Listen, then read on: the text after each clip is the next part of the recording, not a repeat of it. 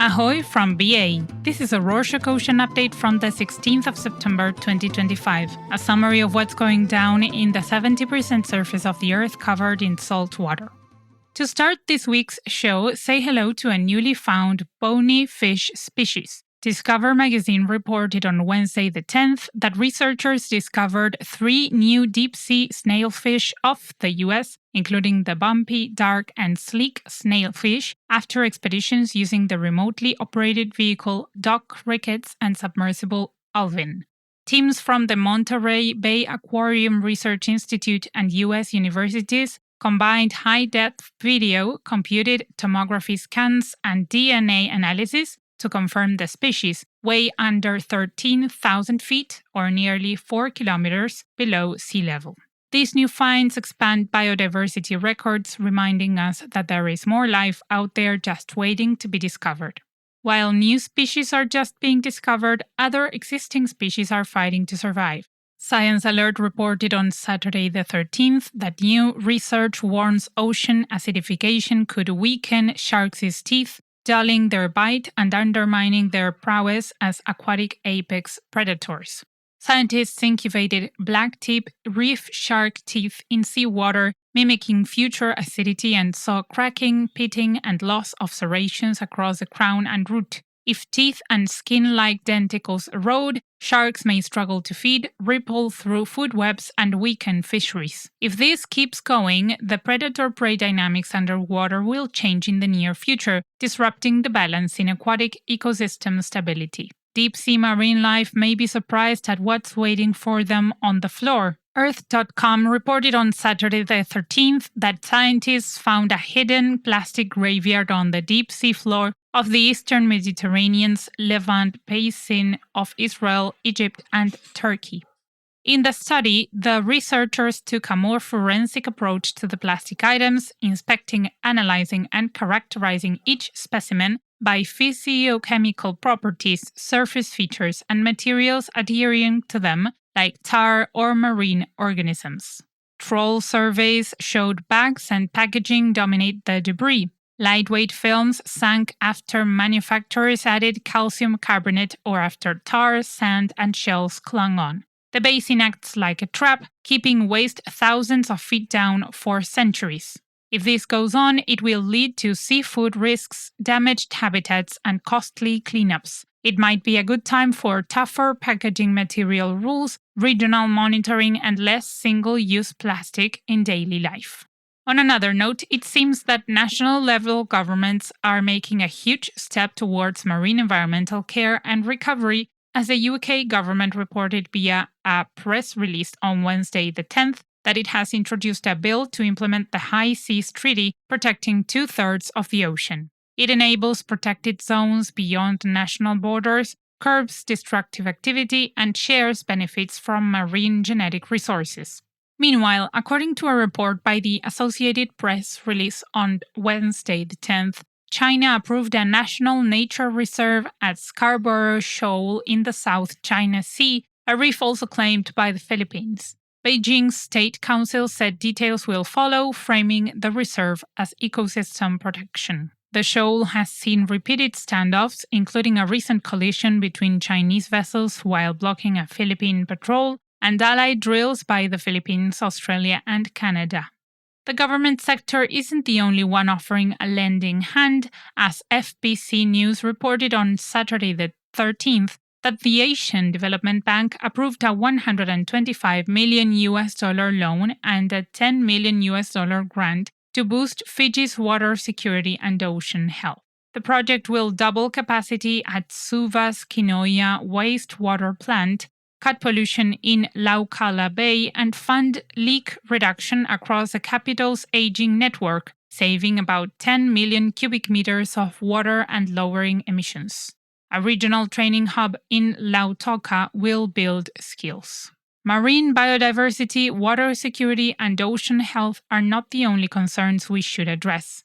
Yahoo News reported on Saturday the 13th that scientists are advancing a seaweed-based method to recover rare earth minerals for tech and clean energy. Researchers at the U.S. Pacific Northwest National Laboratory grew seaweed in Sequim Bay in the U.S., then used waste acids to release minerals like neodymium from the biomass. Early runs of the extraction process aim for 50% recovery while cutting energy use and cost. While alternative mining is being explored, the ground may still be expressing its heartbreak over past damages. Earth.com reported on Wednesday the 10th that scientists mapped a pulsing geological heartbeat beneath the Afar Depression in East Africa, where 3 rifts meet. These mantle upwellings push hot rock upward, thinning crust and accelerating continental breakup that will eventually open a new ocean. The plum pulses like a heartbeat, focusing volcanism and earthquakes along Ethiopia, Eritrea, and Djibouti. Now is the time for better hazard forecasting, stronger infrastructure planning, and guidance for migration and regional development. Land isn't the only thing that's moving, as CBS News reported on Wednesday the 10th that El Salvador intercepted about 1.4 tons of cocaine floating roughly 1,000 miles, about 1,600 kilometers, off El Cordoncillo on the Pacific coast, valued at $35 million. President Nayib Bukele framed it as a blow to international trafficking. Authorities say cartels move most cocaine through Central America by small craft and narco subs. The U.S. is deploying assets in the Caribbean amid vows to strike designated narco-terrorists. An illegal package of illicit drugs doesn't seem to be the only one experiencing logistics problems, as the Weather Network reported on Sunday the 14th that a normally reliable upwelling of Panama failed this year for the first time in over 40 years of records. The winter shift of the Intertropical Convergence Zone usually drives strong northerly winds, cooling sea surface temperatures to about 19 degrees Celsius or 66 degrees Fahrenheit and hauling nutrients to the surface for fisheries. In 2025, weak winds delayed and shortened the upwelling event. Temperatures barely fell to 23 degrees or 73 degrees Fahrenheit for 2 weeks.